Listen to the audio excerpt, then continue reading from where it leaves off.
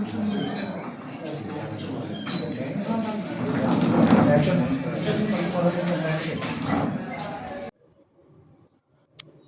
గోదావరి జిల్లా ఎస్పీ గారి ఆదేశాల మేరకు నరసాపురం డిఎస్పీ గారి ఆధ్వర్యంలో ఇటీవల కాలంలో ప్రాపర్టీ అఫెన్సెస్ మీద బాగా ఫోకస్ చేయడం జరిగింది.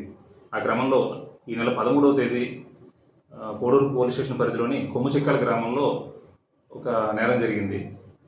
ఆ దొంగతనం కేసును విచారిస్తున్న ఎస్ఐ గారికి ఇన్వెస్టిగేషన్లో భాగంగా సీసీ కెమెరాలు వెరిఫై చేసినప్పుడు సీసీ కెమెరాల్లో అతను దొంగతనానికి పాల్పడిన వ్యక్తి పాత నేరస్తుడైన కట్టా సుబ్బారావుగా తెలిసింది. అతని గురించి ఎఫర్ట్ చేసి నిన్నగా 19వ తేదీన ఎస్ఐ గారు అతన్ని పట్టుకోవడం జరిగింది.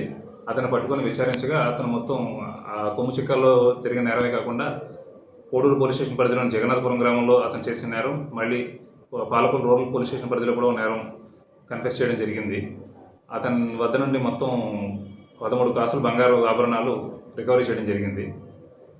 ఈ కట్టా సుబ్బారావు అన్న వ్యక్తి పాలకొల్లు మండలం పులపల్లి గ్రామంలో నివాసం ఉంటాడు. ఇతనిపై సుమారు 40 కేసులు ఉన్నాయి.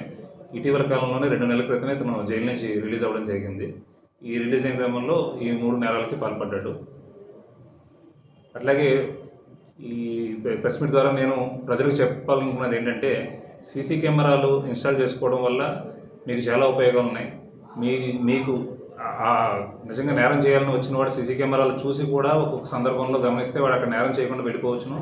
లేదా ఏదైనా జరిగినా కూడా సీసీ కెమెరాలు రికార్డ్ అవ్వడం వల్ల అది మనం త్వరితగతిన అది ట్రేస్ చేయడానికి ఆస్కారం ఉంటుంది.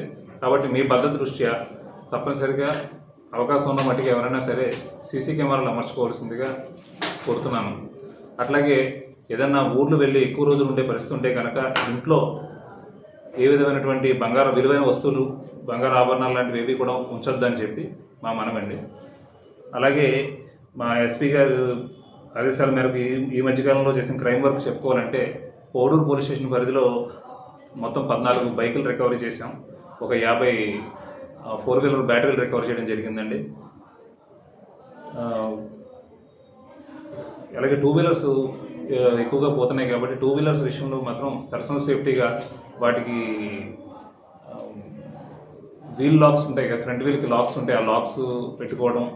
ఇంకా కుదిరితే చాలా లో కాస్ట్లో ఒక 1500 to 2000లోనే జీపీఎస్ డివైస్లు వస్తున్నాయండి. జీపీఎస్ ఇన్స్టాల్ చేసుకొని మీ ఫోన్లో యాప్ ప్రకారం ఇన్స్టాల్ చేసుకున్నట్లయితే కనుక ఏదైనా దొంగతనం కనుక జరిగితే, మీ బండి దొంగతనం జరిగిందని తెలిసిన వెంటనే మీకు ఫోన్కి అలర్ట్ వస్తుంది. ఫోన్లోంచి మీరు దాని ఇంజిన్ ఆఫ్ చేయొచ్చు.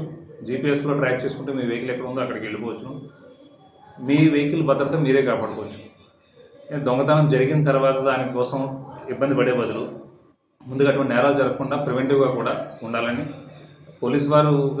పోలీసుగా మేము చేసే పని మేము చేస్తూ ఉంటాం. ఇంకా మీ ఎవరికి వాళ్ళు పర్సనల్గా వాళ్ళకి జాగ్రత్తలు కూడా తీసుకోవాలని ఈ సందర్భంగా కోరుతున్నాను.